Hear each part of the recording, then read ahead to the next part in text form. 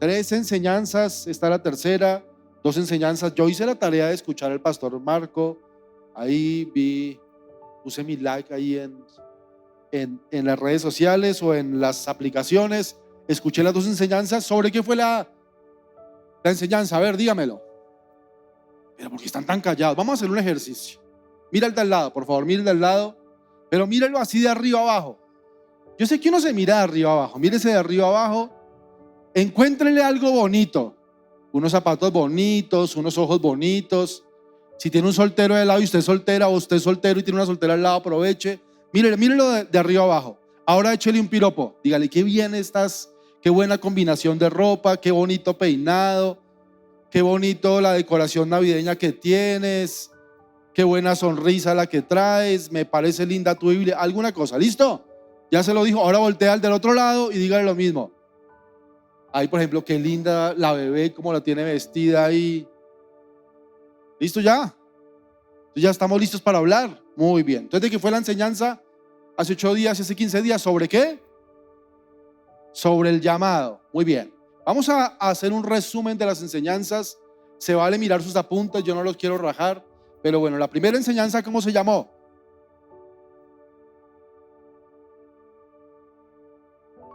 ¿Cómo se llamaba? A ver, alguno. Hay un personaje. Bueno, yo les digo el personaje, ¿listo? Ustedes dicen, bueno, ¿cuál era el personaje bíblico? Empieza con J. Eso, José. José, listo. ¿Y la enseñanza era sobre qué? José era un qué. Bueno, él no era un guerrero, pero la enseñanza hablaba del guerrero por aquello de los memes, ¿cierto? Que vemos en las redes sociales. ¿Y cómo se llamaba la enseñanza? Tu mejor guerrero. Muy bien. Bueno, una conclusión de esa enseñanza, una idea que se llevó a alguien de esa enseñanza. Dígamela, por favor. Una idea de la enseñanza. Si no, le toca al pastor Marco dar una idea de la enseñanza. ¿Alguien? Pastor, una enseñanza así súper clave, algo, una frase. Lo que el Señor prometió lo va a cumplir. Muy bien, bien, bien. Ahora, la segunda enseñanza fue hace 8 días. Más fácil de acordarnos, ¿cierto? Y el personaje empezaba con D y terminaba en Adit. ¿Cuál será? Muy bien, David. Y había una comparación con otro rey, que era ¿cuál? Saúl. ¿Y cómo se llamaba la enseñanza? Al que le van a dar le guardan. Muy bien. Bueno, una idea del mensaje, ¿cuál era? Que es como muy similar ahí a la otra. A ver, ¿cuál era una idea del mensaje? Dígame alguien. Esperar pacientemente. Bien, sí. Muy bien, ¿alguna otra? Muy bien. Tiene que ver en cuanto al llamado. La primera enseñanza, Marco hablaba de qué tal que sonara el teléfono. Y el teléfono llama, bueno, no sé si todos se acuerdan o todos lo experimentaron, pero antes el teléfono celular no existía. Aunque los jóvenes no lo crean, en un momento de la historia el teléfono celular no existía. Y sí existía el teléfono, pero era con un cable, ¿cierto? Y era un solo teléfono para la casa. Y la gente de más dinero tenía 2 teléfonos, uno en cada piso o uno en diferente recámara o habitación. Y entonces llamaban y timbraban, y cuando daban 2 teléfonos, a ver quién contestaba primero, ¿no? Bueno, y contestaba uno el teléfono y preguntaban, ¿está Jorge? Pero podía contestar otra persona. Entonces Marco decía que cuando uno quiere llamar a alguien, hoy esa posibilidad la tenemos, es un privilegio, pues no tienes que llamar a una casa, sino llamas directamente al teléfono de una persona. Y a eso hace referencia estas 3 enseñanzas, que Dios llama directamente al teléfono del que necesita. Dios es un llamado directo a las personas. A veces lo hace a través de personas. Yo presté servicio militar y me acuerdo que me tocaba llamar, y cuando me tocaba llamar, me tocaba hacer fila en Telecom. Yo estoy hablando de la prehistoria, ¿sí? Pero eso fue en el siglo pasado. Me tocaba ir a un lugar, era un local comercial, nos daban permiso un día a la semana de ir a un local comercial y habían diferentes cabinitas. Y entonces le decían a uno, bueno, ¿para dónde va a llamar? Entonces, no, para Bogotá. Entonces anotaban ahí Bogotá. ¿A dónde va a llamar? A Medellín. ¿A dónde va a llamar? A Cali. Entonces iban poniendo la lista, uno a dónde iba a llamar. Y entonces uno le decían, Bogotá, cabina 3, el que va a llamar a Medellín, cabina tal. Así, y entonces uno iba hasta la cabina y llamaba, yo llamaba a mi casa y saludaba a mi mamá y y bueno, le contaba cómo estaba, llorábamos, en fin. Así eran las comunicaciones difíciles, complicadas. Bueno, en el Antiguo Testamento, donde ustedes estudiaron estos dos personajes de la Biblia, el llamado era más o menos por el estilo, o de la comunicación con Dios.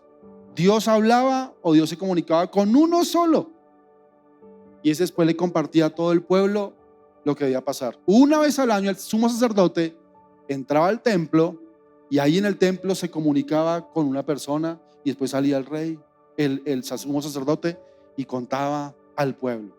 Luego pues existieron profetas y Dios fue extendiendo, como modernizando la comunicación. Increíble. ¿Para qué? Para que entendamos que la comunicación puede ser con más y más personas, hasta el punto que después de Jesús dice que no necesitamos un mediador entre Dios y el hombre, no necesitamos otro hombre para que nos hable, para conectarnos con Dios, sino ya tenemos un conector y es Jesús. Así que al hablar con Jesús directamente, como lo hicieron ahorita en la oración por los bebés, no tenemos que decirle a alguien que ore por nosotros, sino nosotros mismos podemos conectarnos con el Señor. Así podemos nosotros conectarnos con Él.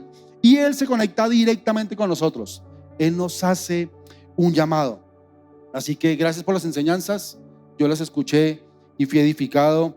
Y los animo a que escuchen las enseñanzas y se las interioricen. El tema central del cristianismo no es tu llamado. Y empiezo por ahí para terminar esta serie. La esencia del cristianismo no es tu llamado, tu talento, tu habilidad. No se trata de yo estoy en la tierra y cómo puedo tener éxito, cómo puedo triunfar, cómo me puede ir bien. No, de eso no se trata la vida, mis queridos. Nos hemos equivocado pensando que el mundo gira alrededor de nosotros. A ver, ¿yo qué hago en la tierra? ¿Yo cómo puedo hacer? No, la vida se trata de Él. El cristianismo se centra en Jesús. Se centra en que Él es lo mejor que le pueda pasar a cualquier persona. Es más, por encima de tener éxito, por encima de tener dinero, por encima de tener riqueza, por encima de tener mucha gente cercana, porque todo eso he visto gente que lo ha tenido y no le satisface, es conocer a Jesús. Y cuando he conocido gente que tiene todo esto y conoce a Jesús, dice, ahora sí lo tengo todo. Porque tener dinero es chévere, ¿cierto? Es mejor tener dinero que andar sin dinero. Es mejor tener amigos que andar solo, ¿cierto? Es mejor tener salud que andar por ahí enfermo. Por supuesto que es mejor la estabilidad en todas las áreas de la vida. Pero eso no te satisface hasta que conoces a Jesús. Así que primero se trata de Jesús. Se trata de Jesús. Se trata de conocerlo a Él y experimentarlo a Él. Yo creo que para hablar de llamado tenemos que definir, según las enseñanzas anteriores, que Dios llama a quien quiere. Dios no llama a todos. Dios llama a todos, pero no todos los llama a hacer lo mismo. Dios llama a todos, pero no llama a todos a hacer lo mismo. Más adelante les voy a contar un poquito acerca de mi llamado de yo porque hago lo que hago. Aunque Dios no llama a todos nos va a sonar el teléfono, Dios nos llama a todos a diferentes cosas. Pero Él reparte conforme Él quiere, porque Él conoce cada uno de nosotros, Él nos conoce cada uno de nosotros y conoce nuestra vida y conoce qué podemos administrar también en nuestra vida. Así que eso fue lo que le pasó a José, eso fue lo que le pasó a David. José estaba, el que se imaginó que iba a terminar en otras tierras, el que se imaginó que iba a terminar siendo una persona tan poderosa, con tanta influencia. David, ¿qué se iba a imaginar cuidando ovejas? Que iba a terminar siendo el rey. David, ¿qué se imaginó? Que por ser osado y entrenar con leones y osos iba a terminar matando a un gigante. Nunca nos imaginamos que los sueños que tenemos, que las virtudes que tenemos pueden ser usadas por Dios en una manera impresionante. Y eso me hace pensar que Dios cambia los planes. Y creo que por eso le tenemos temor al llamado de Dios. Porque uno quiere una cosa en la vida, pero de repente, pero es que si me entrego a Dios, ¿qué tal que Dios le dé por cambiarme mis planes? Yo me quiero ir a Europa. Es que yo tengo el sueño americano. Es que yo quiero tener una linda familia. Ay, no, yo no quiero nada así grande ni nada. Yo quiero ser una ama de casa, estar tranquilita. Porque hay gente así. O no, yo estoy muy bien en mi trabajo, me encanta mi horario de 8 a 5, no me lo cambien y por la noche tengo mis tiempos de descanso y el fin de semana estoy ahí tranquilo para ver el fútbol y para salir a montar en la bicicleta. Yo no quiero más. Y por eso a veces le tenemos miedo al llamado de Dios. Pero ¿sabe una cosa? David tenía una vida tranquila, no era tan tranquila. Mataba leones y osos o se enfrentaba a leones y osos para defender las ovejas. José pensó tener una vida tranquila, era el consentido de la casa y terminó por allá vendido en la cárcel unos años, pero después de toda esa época tan traumática, terminó siendo un hombre poderoso. Yo lo que puedo entender de esto es que a Dios le gusta sabotear a la gente. Esa palabra es extraña, ¿cierto? La palabra sabotaje. Díganme ustedes, ¿qué se les ocurre cuando hablamos de sabotear? A ver, ¿quién se le ocurre? ¿Qué significa sabotaje? ¿Qué creen que signifique la palabra sabotaje? Tú dices dañar. ¿Qué más? Puede ser una especie de sabotaje, es algo, un daño, ¿cierto? ¿Qué más? Burlar, ¿ok? Alterar, por ahí va la cosa. Todo es sabotaje, pero alterar, cambiar contra el sistema, transformar, cambiar la manera de las que se hacen las cosas. Déjenme darles una de las definiciones porque busqué no solamente la definición, sino también de dónde venía esa palabra sabotaje y de una palabra francesa que es sabotage, que no la sé pronunciar francés, no sé francés, así que, pero viene de sabotaje, que viene de otra palabra y es sabot, que es sueco. ¿Cuántos de aquí usaron suecos alguna vez, zapatos suecos? Los que son sin talón. Uy, yo usé de esos, qué vergüenza. Por allá en los 90 se puso de moda en los años 70, entonces yo usé suecos. Y el sueco tiene una particularidad, y es que su tacón es en madera. Y era una madera así grandísima, ¿se acuerdan? Una madera así súper fuerte, grande. Entonces uno se veía como más alto. Normalmente las usaban más las mujeres, pero eran... Bueno, ¿por qué la palabra sabotaje viene de ahí? Porque algunas fábricas tenían algunas máquinas que estaban haciendo producción de algún implemento. Y entonces cuando la máquina tenía que parar porque había un accidente, porque ocurría algo, porque tocaba parar la producción, entonces al que lo controlaba le ponían obligatoriamente suecos, zapatos en madera. Y cuando la producción tenía que parar, él metía el pie en el mecanismo. Y entonces el mecanismo se paraba. Él saboteaba el proceso de esta máquina. Entonces la máquina estaba funcionando. Y de repente, cuidado que se va a dañar, cuidado que está ya la máquina. Este controlador, este operario metía el pie, el sueco, como era en madera, eso de una vez trancaba la máquina y no permitía que el proceso se diera. Eso se llama sabotaje. Y yo estoy convencido que Jesús es experto en sabotajes. Porque nuestra vida es así, va como a un ritmo, ¿cierto? Es como una maquinita, 8 a 5, 8 para la oficina, 5 para la casa, 8 para la oficina, 5 para la casa. Y a veces tenemos unas rutinas, y Dios coge y nos para ahí, nos pone el palo en la rueda, diríamos ahora, ¿cierto? Y nos sabotea para mostrarnos de una manera sana, un sabotaje sano, para frenar nuestra vida y enseñarnos su propósito. Por eso el mensaje de hoy yo le he puesto como título experto en sabotajes. Y he dividido el mensaje en dos. Y el primero es este: el llamado es parte de un plan muy grande. Tu llamado es parte de un plan muy grande. Porque a veces pensamos el llamado suena personal, y definitivamente es personal. Dice el llamado. El llamado tiene que ver, como dijo Marco en la primera enseñanza, llaman a tu teléfono porque quieren hablar contigo. No quieren hablar con nadie más. Eso suena muy personal. A usted lo han llamado y le dicen, ¿dónde está? O lo han llamado, que asusta más esas llamadas que dicen, ¿está sentado? ¿Está con alguien alrededor? Y uno dice, espere, me voy para otro lado. ¿Cierto? Es una llamada personal. Es un momento íntimo. Y bueno, Dios llama íntimamente porque quiere hablar contigo y quiere transmitirte su llamado. Pero el plan es más grande, así que déjeme decirle cómo es ese plan más grande. Lo primero es que hay una misión. La iglesia tiene una misión. La iglesia no es este lugar. La iglesia es mucho más grande que este lugar. La iglesia es todos los que hemos decidido seguir a Cristo. que hay muchos, hay millones en todos los lugares de la tierra. Lastimosamente en unos lugares hay más que en otros. Lastimosamente no hemos podido ser tantos en algunos lugares donde la iglesia es perseguida, donde la iglesia, el cuerpo de Cristo, es asesinado por hablar el mensaje de Jesús. Alguna vez estuve en COICOM, que es una reunión Comiván, perdón, que es una reunión de misioneros, y estaba hablando un hombre que hacía misiones en Corea del Norte. Imagínense eso. Y él decía, necesitamos que en Corea del Norte vuelva a ocurrir un milagro que hace mucho no ocurre. Y es el único milagro que nos ayuda a que la gente se convenza de Jesús.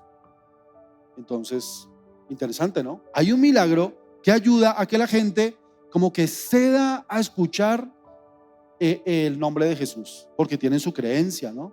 Tienen su religión. Entonces ellos decían, para escuchar de Jesús necesitamos convencerlos con algo. Y Dios obraba un milagro que yo en mi vida nunca he visto. Y es la resurrección de un muerto. En Corea del Norte es normal. Entonces los cristianos evangélicos van allá a los lugares, a las clínicas, a los hospitales donde ya ha muerto la gente, y entonces oran por los muertos y se levantan.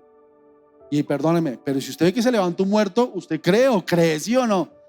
Así que imagínense Dios cómo usa en algunos lugares unos milagros o unas estrategias para conectar a la gente con Jesús y el mensaje de la salvación.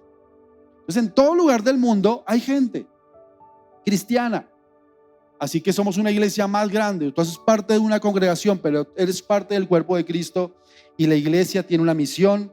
Y eso está en Mateo 28, 19 y 20. Y dice, por tanto vayan y hagan discípulos de todas las naciones, bautizándolos en el nombre del Padre y del Hijo y del Espíritu Santo, enseñándoles a obedecer todo lo que les he mandado a ustedes. Y les aseguro que estaré con ustedes siempre hasta el fin del mundo. Entonces este llamado habla de hacer discípulos, que la gente conozca de Jesús, pero no solamente un mensaje de salvación, o sea, no solamente un mensaje en un instante, en una situación, sino aparte acompañarlos en un proceso para que crezcan espiritualmente. A eso se le llama la misión. Pero bueno, la misión es global, la misión es de todos los cristianos en el mundo. Pero aparte de la misión, hay una visión. Una visión, he escuchado eso en las empresas, ¿no? Misión y visión. Bueno, la misión es global, pero toda congregación como esta tiene una visión, y es la forma en que cumple la misión. ¿Por qué Viva y por qué no? En una de las enseñanzas Marco decía que fue a su presencia. ¿Por qué Marco no se quedó en el lugar de su presencia? Si es una iglesia linda. Porque yo me congrego en una iglesia que se llama El Punto de Encuentro. ¿Por qué me congrego ahí, no en Viva? Si Viva es linda. No por la misión, porque la misión la cumplimos todos, sino porque hay una visión particular. Y la visión tiene que ver con el contexto. La visión tiene que ver con la particularidad de lo que Dios nos ha llamado como cuerpo, como iglesia denominacional. Para eso debemos entender la cultura, la demografía. Hay iglesias que le apuntan más a las juventudes, hay iglesias que le apuntan más a los empresarios. Normalmente la congregación se parece al pastor. Yo sé que ustedes ya han tenido 3 parejas pastorales, ¿cierto? 3, si no estoy mal.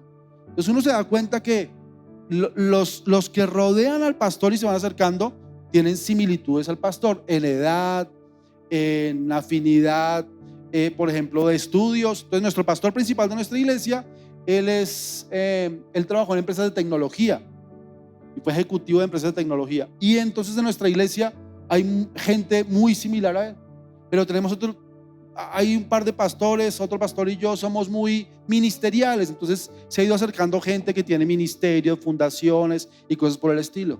Hay otro que trabaja con empresas como de multinivel y hay un montón de gente que trabaja también en esto. O sea, se va acercando gente que siente empatía, simpatía con el liderazgo. Uno va acercando a gente muy similar.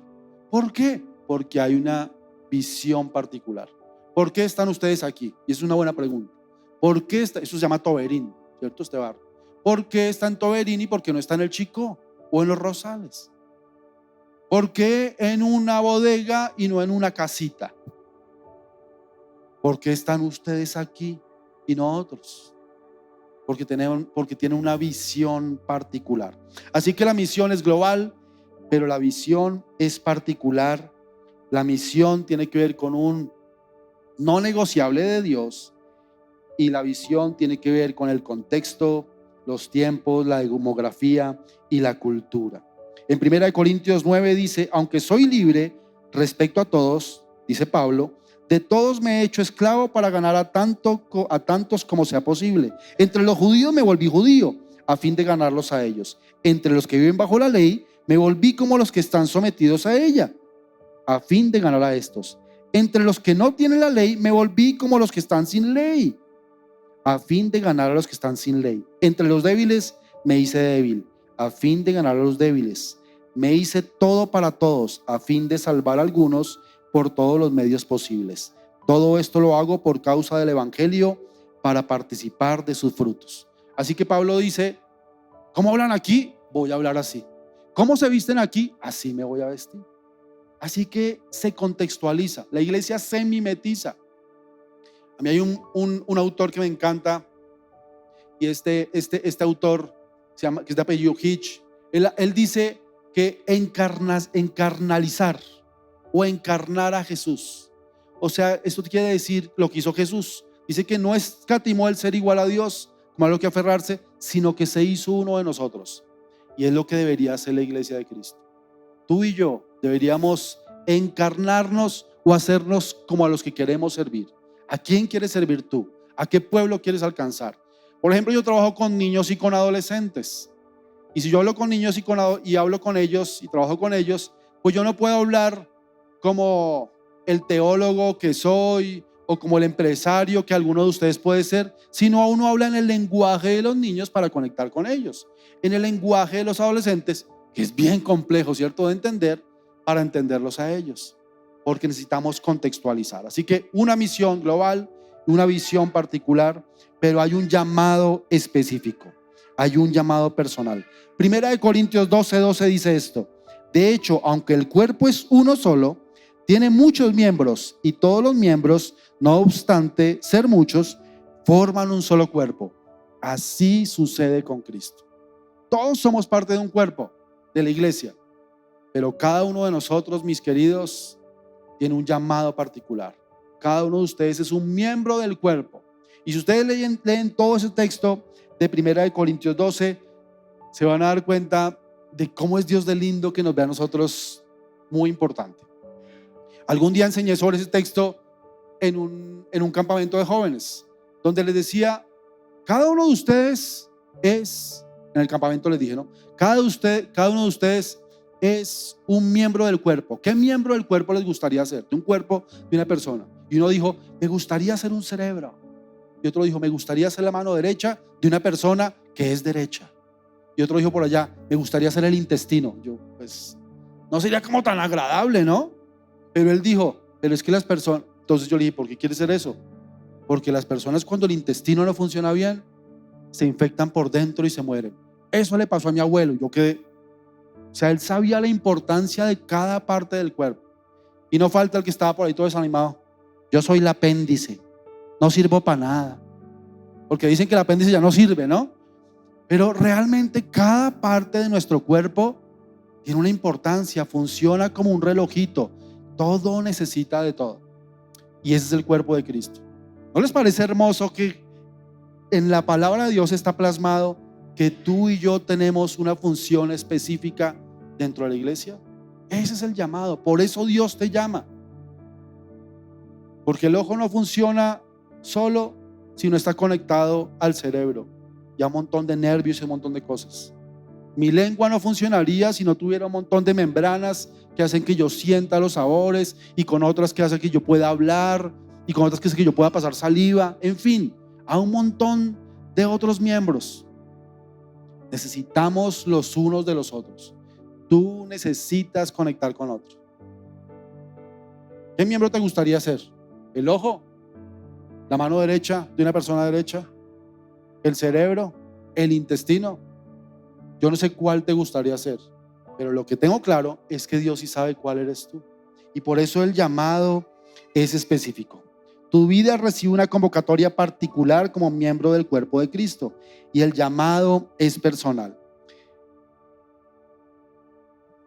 Para cumplir con nuestro llamado necesitamos abrazar la misión y la visión. Porque tú debes entender y amar que Dios quiere salvarlos a todos. Tú debes, ¿me sigue la idea? Tú debes entender, asimilar y abrazar la idea que Dios quiere salvarlos a todos. Eso suena lindo, ¿cierto? Pero les voy a decir una cosa. A mí no me gusta la idea que Dios salve a todos.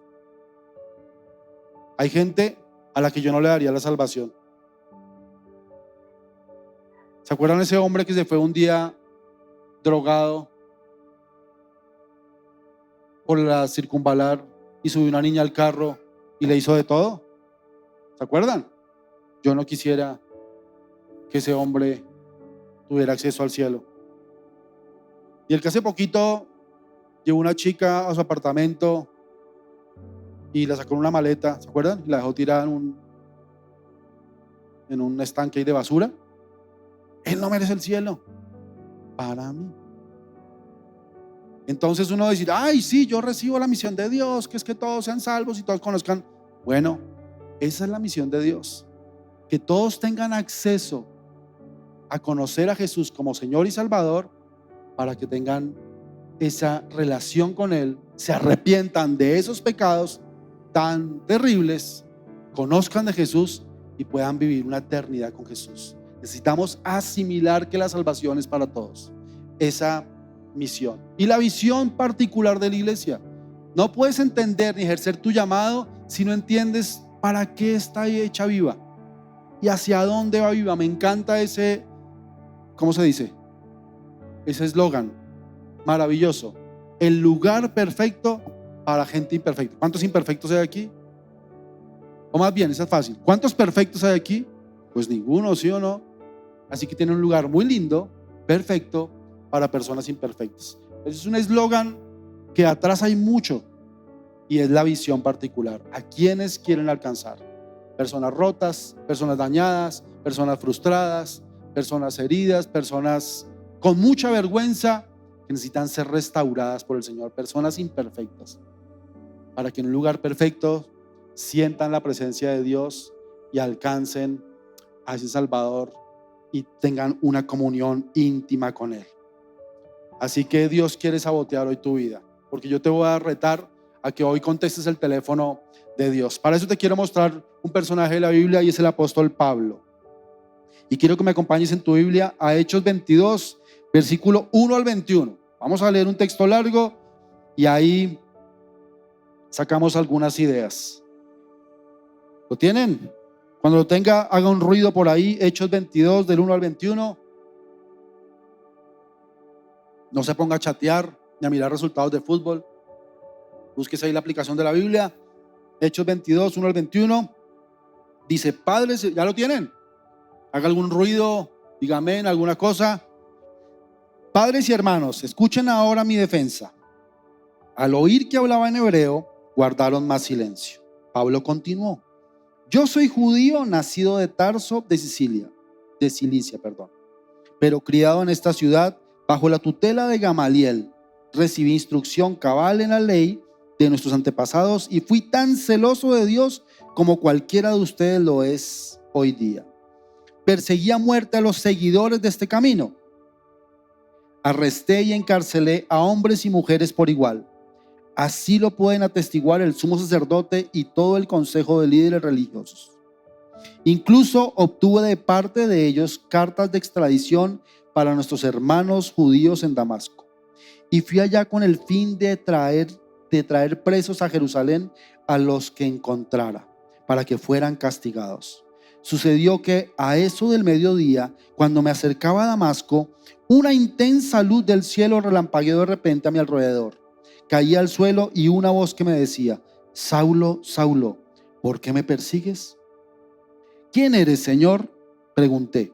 Yo soy Jesús de Nazaret, a quien tú persigues, me contestó él. Los que me acompañaban vieron la luz, pero no percibieron la voz del que me hablaba. ¿Por qué? Porque era un llamado específico para Pablo.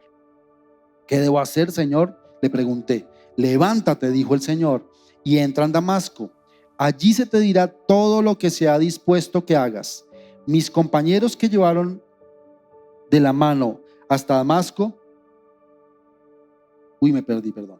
Mis compañeros me llevaron de la mano hasta Damasco porque el resplandor de aquella luz me había dejado ciego. Vino a verme un tal Ananías, hombre devoto que observaba la ley y a quien respetaban mucho los judíos que allí vivían. Se puso a mi lado y me dijo: hermano Saulo, recibe la vista. Y en aquel mismo instante recobré la vista y pude verlo.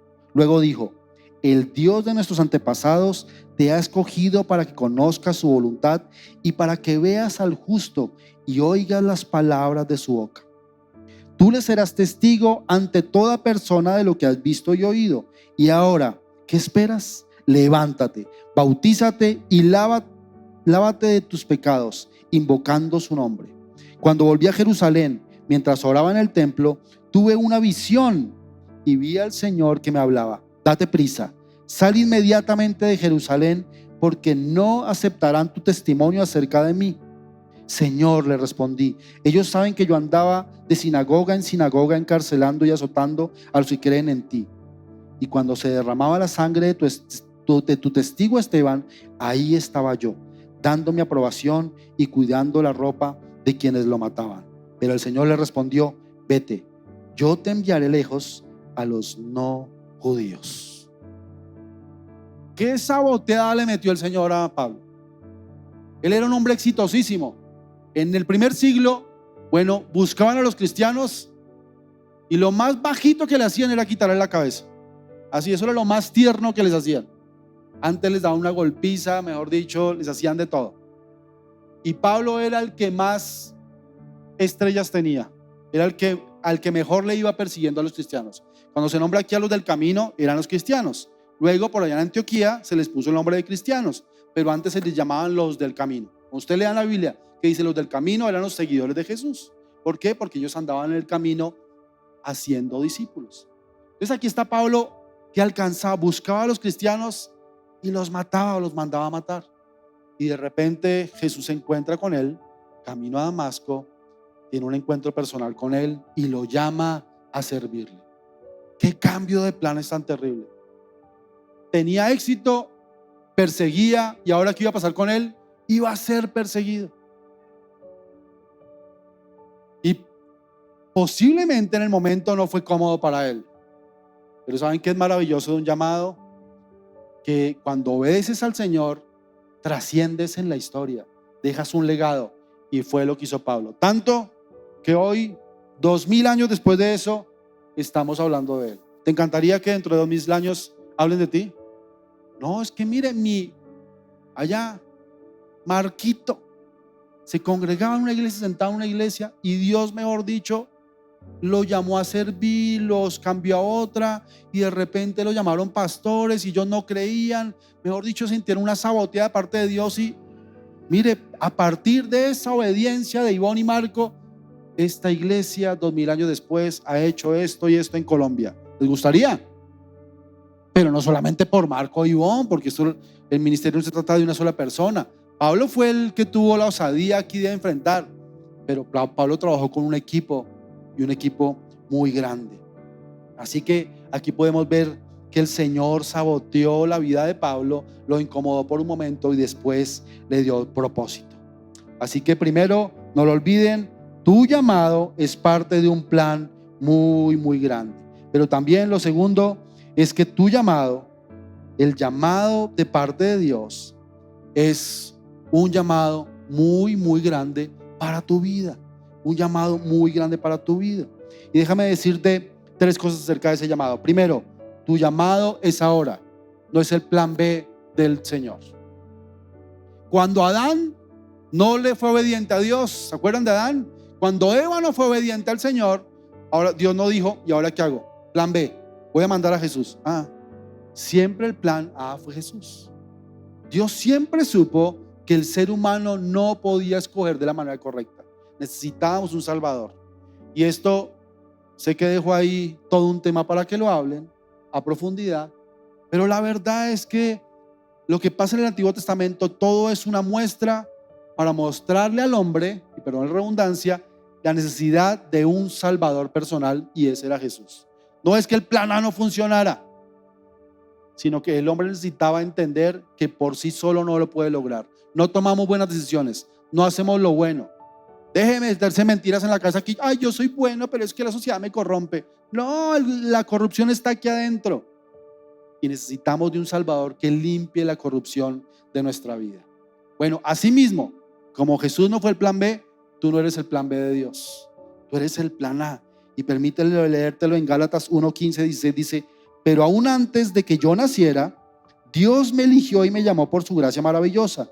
Luego le agradó revelarme a su Hijo para que yo proclamara a los gentiles la buena noticia acerca de Jesús. Cuando esto sucedió, no me apresuré a consultar con ningún ser humano. Miren que no fue en Damasco el llamado. Bueno, ahí fue que Pablo entendió, pero él fue apartado antes de que él naciera. Tú y yo fuimos apartados por Dios con un propósito específico antes de que tú nacieras. Tú eres parte del plan de Dios. Y no sé cómo fue tu nacimiento, si te esperaban. Yo soy el tercer hijo de 3. A mí no me esperaban, la verdad. A mi hermana la esperaban y esperaban que fuera hombre, y no fue.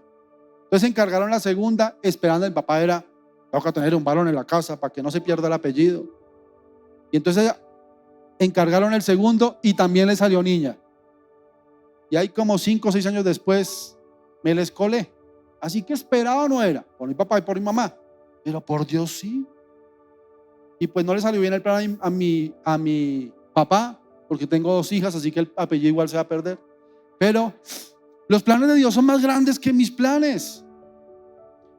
Así que, mi querido, tú has sido llamado antes de que nacieras. Tú tienes un llamado específico. Tu llamado tiene diferentes fases. Y eso lo debes entender. La primera fase es la concientización.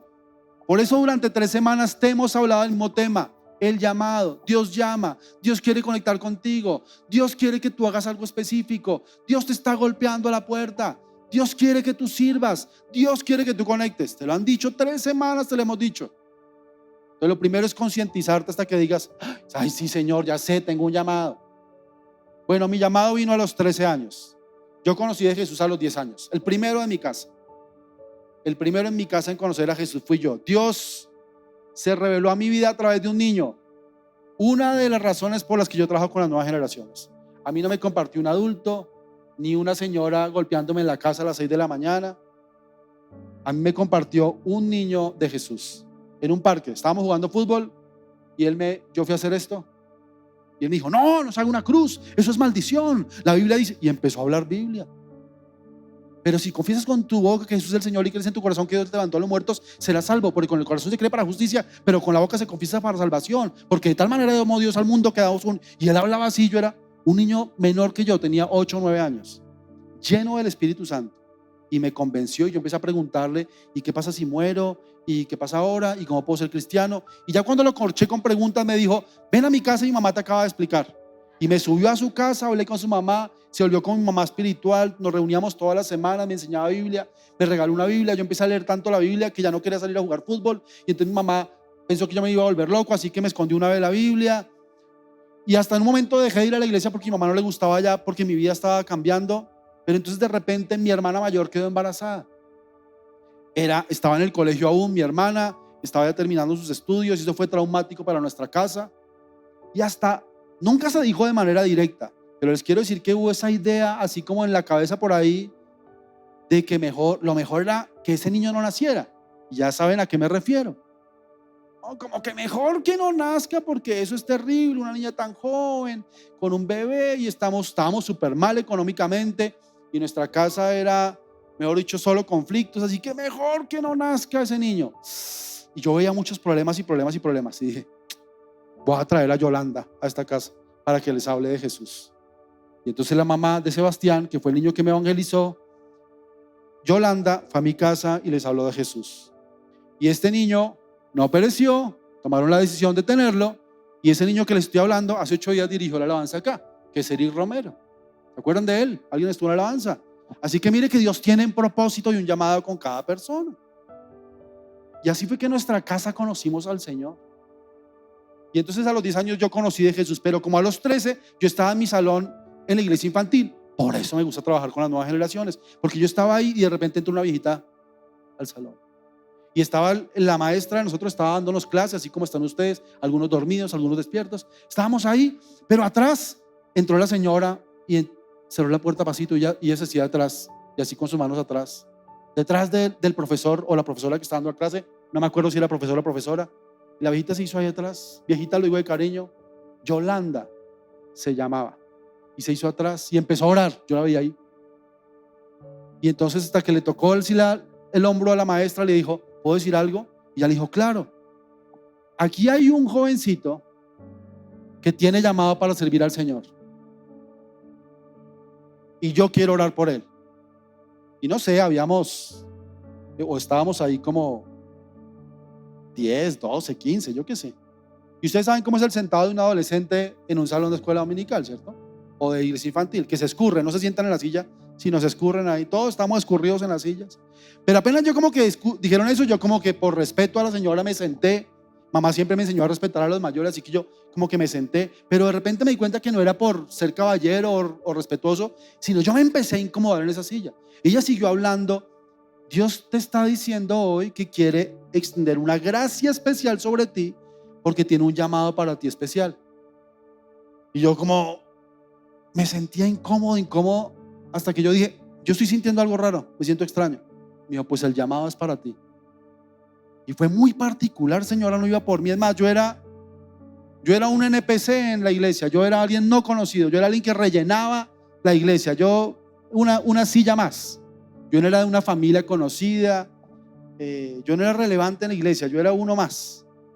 La forma en que sabía mi nombre era porque miraban las listas de los participantes de la iglesia infantil, de la escuela dominical. Pero yo me puse de pie, esta señora oró por mí y ese día yo sentí algo especial. Dios me había llamado a servirle a Él. Y el llamado que ella hizo es para servirle a Dios tiempo completo. Yo no tenía ni idea eso qué significaba. Servirle a Dios tiempo completo. ¿Yo eso qué es? Me van a pagar no solamente 8 horas, sino 24, eso suena bien. Yo no sabía qué significaba. Así que a partir de ahí, pues empecé a preguntar. Y por eso te digo que el llamado tiene diferentes fases. La primera es la concientización, luego viene la capacitación. Porque ahí los siguientes meses yo me concienticé. ¿Y cómo lo hice? Empecé a preguntar qué llamado tiempo completo. Entonces los pastores me decían, por ejemplo, yo dejé de trabajar en una empresa, me dijo uno, yo dejé de ser médico para dedicarme a buscar la palabra de Dios, estudiar la palabra de Dios, escudriñar la palabra de Dios, para servir a la iglesia, al cuerpo de Cristo, para edificar a los cristianos y pastorear y discipular y acompañar a otros, en fin. Ya sé qué significa. Y en un momento de la vida dije, pero yo no quiero eso. Pero ese es un llamado particular. Y entonces cuando yo entendí que Dios quería que yo pues enseñara su palabra, pues imagínense qué hago, pues capacitarme en su palabra para poderla enseñar con eficacia. Empezar a entender qué es la Biblia, empezar a entender qué es el cristianismo, empezar a entender qué es la iglesia. Y me capacité. Y cuando me sentí capacitado, que todavía no estoy completamente capacitado, eso es un proceso, viene la ejecución de ese llamado. Así que primero te concientizas, ¿cierto? Luego te capacitas y luego ejecutas tu llamado. Tranquilo, no es de la noche a la mañana, pero tienes que entender que tu llamado es aún antes de que tú nacieras. Dios ya tiene planes contigo. Lo segundo, lo primero es que tu llamado es ahora, no eres el plan B. Lo segundo es que tu llamado es a vivir bajo su poder, no en esfuerzos humanos. Dice Efesios 4, por lo tanto, yo, prisionero por servir al Señor, les suplico que lleguen una vida digna del llamado que han recibido de Dios, porque en verdad han sido llamados. Sean siempre humildes y amables. Sean pacientes unos con otros. Tolérense las faltas por amor. Hagan todo lo posible por mantenerse unidos en el Espíritu y enlazados mediante la paz. ¿Cuántos viven aquí en paz todo el tiempo? No veo las manos. ¿Cuántos viven una vida de humildad y amabilidad? ¿Cierto que es difícil? La amabilidad unos con otros es difícil. ¿Qué necesitamos? Por eso dice ahí que necesitamos del Espíritu Santo. Unidos en el Espíritu, enlazados mediante la paz. Necesitamos el Espíritu del Señor en nosotros. Necesitas de Él. Por eso tu llamado debe vivir bajo su poder. No puede ser en tus fuerzas. Hoy la gente no quiere servir a Dios porque se ha lanzado a servir y ha salido frustrado, ha salido lastimado, ha salido con dolor. Han abusado de ti. ¿Alguno le ha pasado? No levante la mano. Pero te quiero decir una cosa, y es que pasa. Y yo represento a la iglesia de Jesús. Y póngame atención por un momento. Te quiero decir algo. Represento a la iglesia de Jesús porque soy un ministro del Señor. Y te quiero pedir perdón en nombre de la iglesia de Cristo si te has sentido abusado por líderes o pastores. No lo mereces. Y no voy a justificar. Pero es un lugar perfecto para personas. Desde los que nos paramos aquí somos imperfectos. Eso no justifica. No merecías ese trato. No merecías que se le diera ese manejo a tu situación. Por supuesto que no. Pero somos imperfectos. Y cuando lo hacemos de nuestras fuerzas, ponemos nuestros ojos en quien no es. Y tenemos expectativas sobre en quien no podemos poner expectativas. Entonces aquí dice que es en el Espíritu Santo de Dios. Y sabes una cosa, el Espíritu Santo de Dios nunca frustra. Nunca decepciona. Siempre está ahí. Lo leímos en la Gran Comisión. Dice que enseñemos a obedecer. Y al final termina diciendo: y he aquí yo estoy con ustedes todos los días hasta el fin del mundo. Él siempre está contigo. Mientras tú cumplas tu llamado, Él va a estar contigo. Y si tú no cumples tu llamado, adivina, Él también va a estar contigo. Si tú haces lo bueno delante de Dios, Dios dice: ese es mi hijo. ¿Cómo es tu nombre? Leonardo. Si dice Dios: miren a mi hijo, miren a Leito. Mire cómo está cumpliendo el llamado. Por eso me gusta estar con él. Sí, Él dice sí. Pero si Leonardo se descarrila, es un ejemplo. Dios dice: ahí está mi hijo, también estoy contigo. Y te tiene paciencia, como dice ahí, porque Él es modelo de lo que estamos leyendo. Él es paciente, humilde, bondadoso, amoroso, hasta que Leonardo cumpla su llamado. Y lo tercero, y me pasé de tiempo, perdónenme, tu principal llamado es la comunión con Jesús. Tu principal llamado no es a servir en un lugar como este. Tu principal llamado no es a traer las almas, no porque no sea importante, sino porque tu principal llamado empieza aquí, en tu corazón, y tiene que ver con conectar con Jesús. Pablo escribió en 1 Corintios 1, versículo 9: fiel es Dios, quien los ha llamado a tener comunión con su Hijo Jesucristo, nuestro Señor. Tu principal llamado es a relacionarte con Jesús. Eso es maravilloso. Tu primer llamado es que no tienes que hacerle cita. Tú tienes el teléfono directo de Jesús. ¿Cuántos tienen el teléfono de Petro? Bueno, igual no contestaría. Pero, sí, no, ninguno. ¿Quién tiene el teléfono del presidente de Ecopetrol? De pronto. Pero difícil que conteste, ¿cierto? Porque andan ocupados. No sé, de una persona muy poderosa o una persona con mucha influencia. Pero tenemos el teléfono de Jesús a la mano. Ahora la pregunta es: ¿lo tenemos?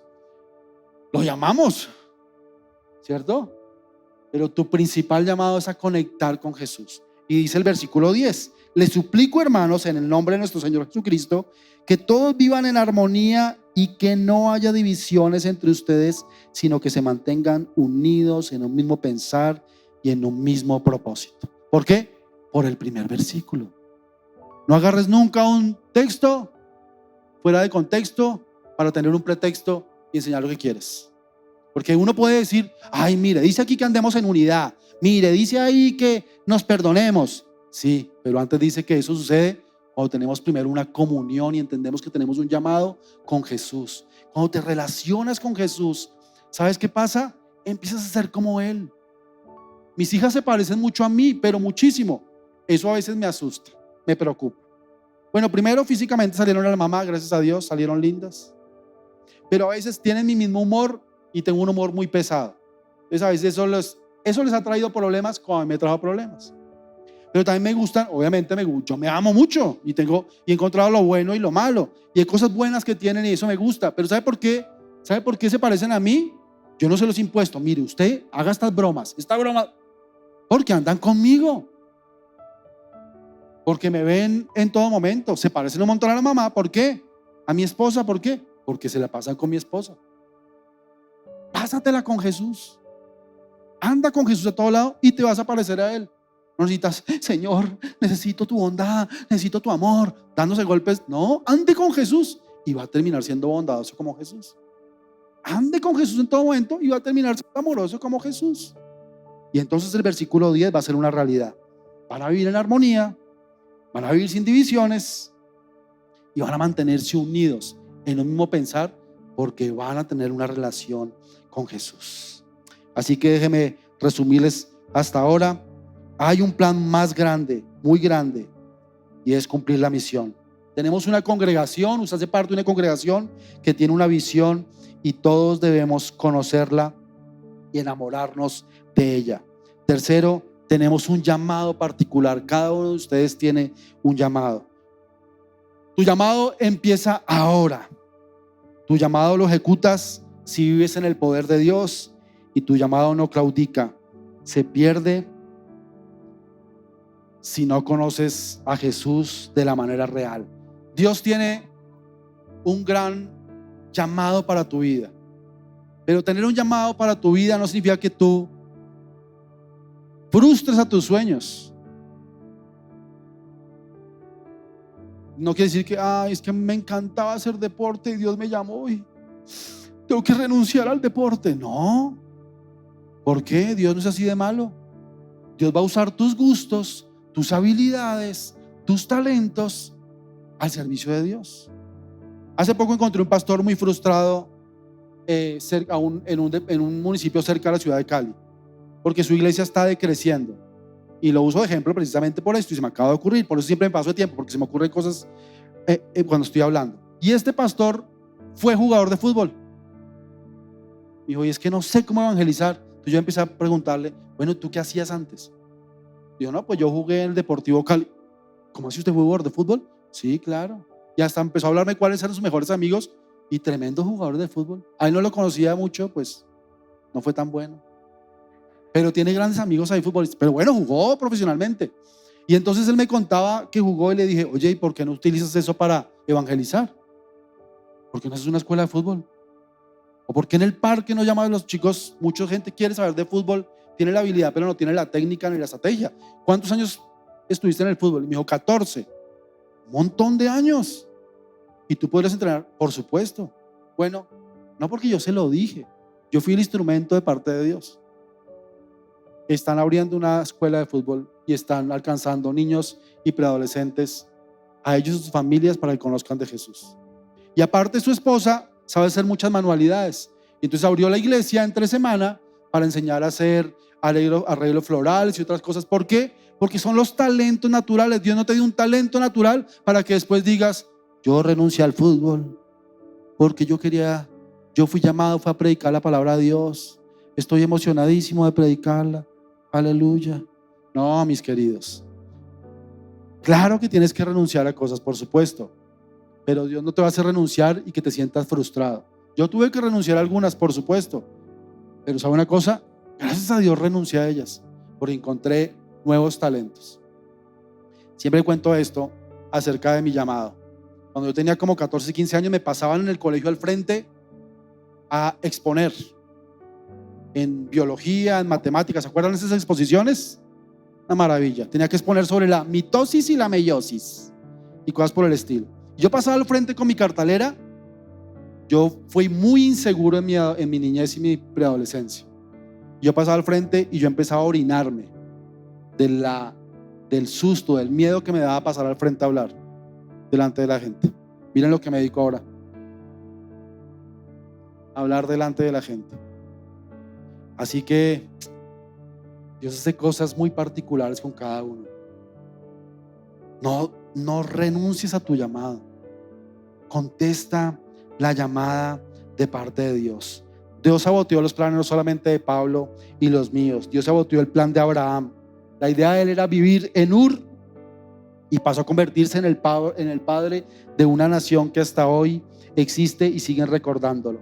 Moisés era vivir en Madián y terminó liberando al pueblo de Dios. Y te podría hablar de Gedeón, Jonás, Pedro, Leví, Pablo, María, Zacarías, Juan el Bautista y muchos que están en la Biblia, donde ya tenían algo planteado, planeado, desastable, y Dios cambió sus planes y hoy han trascendido en la historia. Y aún te podría hablar de gente moderna. ¿Has escuchado de las Crónicas de Narnia?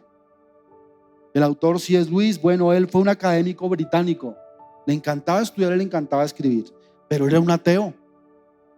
Era ateo declarado y buscaba encontrar evidencias científicas para demostrar que Dios no existía, hasta que conoció a Jesús y más de 40 textos escritos para demostrar hoy que Dios existe. Otro es Billy Graham. Su plan original era convertirse en agricultor en Carolina del Norte, y podemos decir que en el siglo pasado fue el evangelista más grande del mundo, tanto que hoy su asociación Billy Graham es la organización con más procesos y de más impacto evangelístico en todo el mundo. Dios sabotea los planes y yo quiero pedir y terminar en oración con ustedes, porque mi oración hoy es que Dios sabotee tus planes.